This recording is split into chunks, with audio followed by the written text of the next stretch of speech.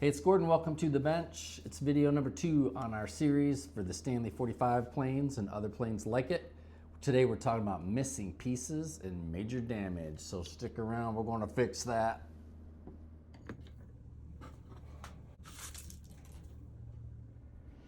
Well, this newer Stanley 45 sure does fit into the category of major damage and missing pieces. So we're going to break it down. I think every project needs a plan. You really need to know where you're going. So I like to think it through before we start mixing epoxy and cutting rosewood. But from the good side, there's clearly a couple breaks in here. There's a pin involved, and then we're missing material on the back side. So rather than flip that over, let's just deal with what's right here in the front. And if I lift this guy up and just gently wiggle, we can get it to remove. So there's our horn. A nice clean break, so that's usable. And then the piece underneath, also a nice clean break. It almost disappears when you just set it there on its own weight. So that's also going to be an easy repair. And then of course we're left with this pin. And really what's left, you might think is a great candidate for remove the whole thing. Let's get this other pin out and deal with the rosewood. And my advice would be to leave it intact in this case. It's a nice tight fit, and this has the original wax paper underneath, so there's some added material that Stanley put underneath, kind of a barrier in between the wood and the cast iron. And I want to just leave that in place. If we start taking the whole thing apart, we're just going to make more work for ourselves. So let's work with it just the way it is, and just pushing up on this pin.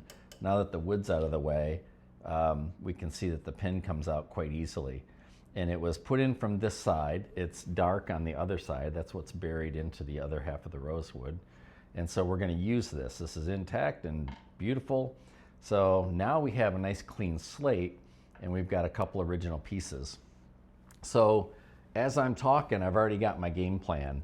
And first step is we're going to glue these two back together. We'll work on them on the bench. We can put them together just the way we want, and we can make sure we get a nice, even, perfect bond. And we're also going to go ahead and fill this hole. We're going to re-drill it when we repair the wood, but it's got some damage here, and we're going to go ahead and make that go away. So let's fill that in. No worries there. Then once we have this guy solid and he's all restored, we're going to put it back on the plane, and we will bond him in place just like this. And we'll use clamps, and we'll get that nice joint, and it'll look like this whole side is back to original condition and our hole disappeared. So while we have the opportunity, we'll flip it over and set it on the drill press, and we'll run a drill through that gives us the hole location we needed. And then we will cover this side in rosewood, bond it in place, feather it all out, flip it back over, and put our pin in as it once was from the factory. So that's the plan, and really it's simple steps. So I'm going to abbreviate this video and keep it right on rolling, and just show you some progress along the way.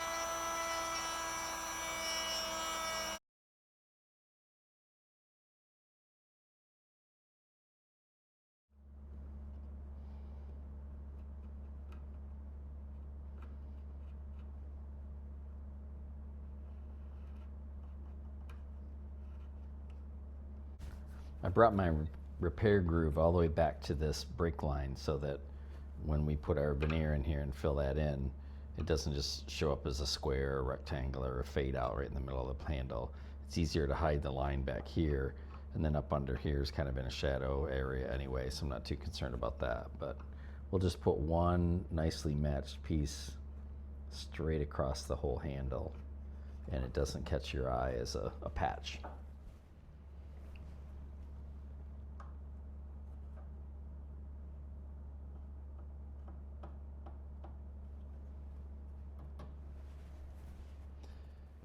So as we're finishing out our Stanley 45, we have replaced the broken pieces, fixed the hole so it's gone. We're going to drill this through so we know where the pin goes. This will be still solid, so then we'll flip it over and drill back through our pilot and get into this piece. But we're trying to fit a brand new piece. We were missing material. So this is Brazilian rosewood, and as I key this rough shape in here, my joint line here, which is out of your view on this side, is a little wonky. So what I do is I'll just use chisels and we'll go in and we'll clean up the joint line on the actual plane, because this is perfectly flat and it'll be easier to just key it in. Once we have the seat and the fit that we like, I'll trace the profile on the back side. We'll remove that material so it's out of our way, bond this guy together, make sure we blend it all in, and then we'll flip it over and pin it and we'll be done.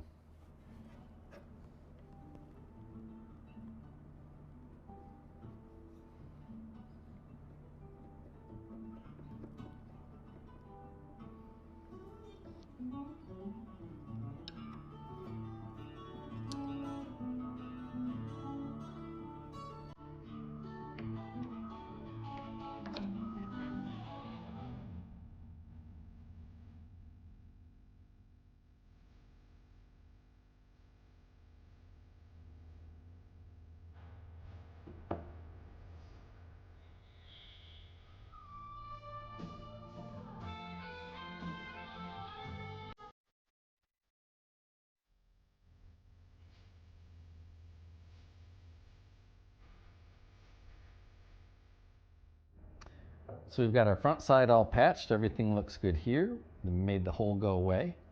And before we put our new rosewood half on here and then blend it all in, we need to drill this through so we know where to press our pin in.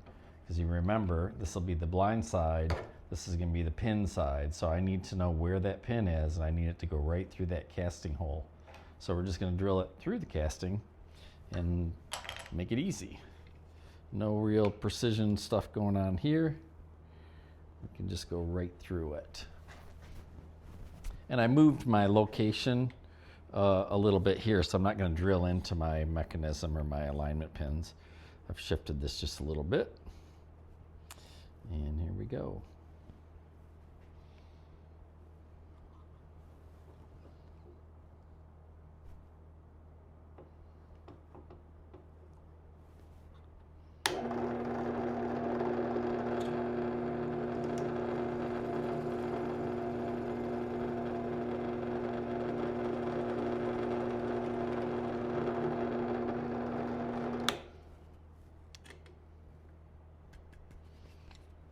And just like that, we have a new pinhole. Let's go ahead and glue the back on here. We're going to use G2 epoxy from System 3. I'm using G2. It's a 2-to-1 ratio by volume. It's a little different by weight, but I just go by volume. And what I'll do is I put a marble-sized amount of my hardener in, and then I match it by putting the same size on each side of it, and that's my resin. You've got a little bit of grace there. You don't have to be, you know, right down to the micron here. That's one of the things I like about this product. And I've actually spoken with the folks at System 3, so I'm not just making that up. I've also practiced it, so how do I know what's going on? I always tell you, save the cup. So when I do a mix, and we bond something, always save the cup, because this is going to tell me what's in the part. What's in the cup, what's in the part. It's a chemical cure, so it's not about clamping and pressure. It's about getting the right mix and making sure it's mixed thoroughly. So I did my 2-to-1, put a dot of my hardener in the center, a dot of equal sizes on each side, and then I mix it all together. And I do this before I color it. The coloring that I use, of course, is trans tint. It's very, very, I don't want to say dynamic, it's just super concentrated. A little tiny pinhead of a dot, a trans tint, will turn this entire puddle of G2, whatever color I want it to be. So before we do that, I want to make sure that I have a nice even color here. The hardener's got a little bit of a yellowy color to it, and the resin's clear. So when I mix this all together and I get that really, really soft amber look, I know that I've got it done well. And then, like I said, we're going to keep the cup. So now we're going to add a little drop of color, and because this is a lighter color wood, I'm going to go with coffee color. So, and I'll use just a tiny, tiny amount. If you're noticing the difference between this dark patch piece, you can just see the color variation. The Brazilian will change. It does have waves of different shades in it, but it'll also change with heat or with other forms of process. So if this got hit on the bandsaw and I ran through it real quick and kind of knocked it down to size, you can see we whittled it down to save ourselves some rasp time and file time.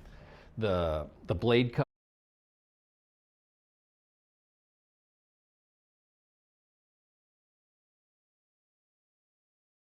patch, I'm confident of that. But still, I'm not going to use Cordovan. One of my colors for Rosewood that I like is the Cordovan, and it's got the hue, it's got those hues of reddish in it, and or maroon if you want to call it that. And this one doesn't have it. This is really just a light sandy coffee color. You can always add more color. You can't, you can make it darker, you can't make it lighter. So I sneak up on it to put just a pin drop of color in my puddle.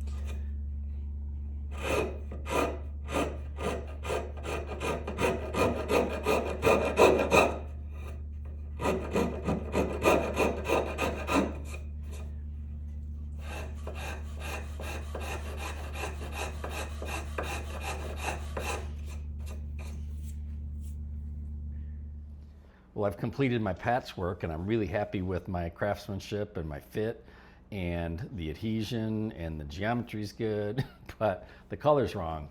So I missed it on my patch selection. Not concerned about that because I'm going to use trans tint dye to blend this all in so it looks the same. It's Brazilian rosewood all the way through, so the pores are the same, the texture's the same. It's just a stark difference in color.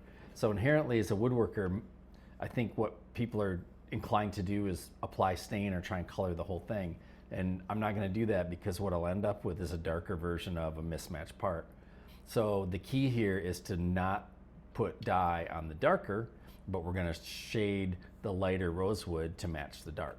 You can't take dark wood and make it lighter, but you can definitely tone the light material to a little bit darker shade. So I'll feather this in and I'll blend it with trans tint dye and alcohol or water, but I won't color the darker piece or the patch.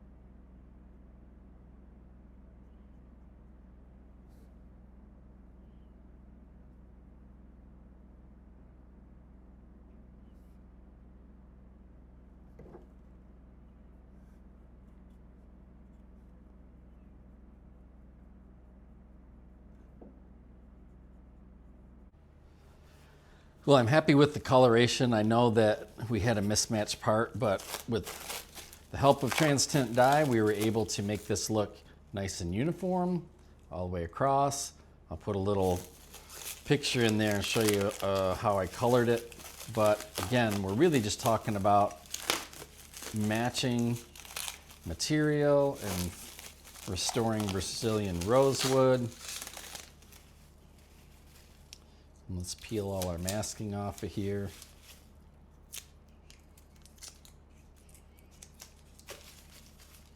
And we'll get ready for our final photo, and we'll call this a wrap.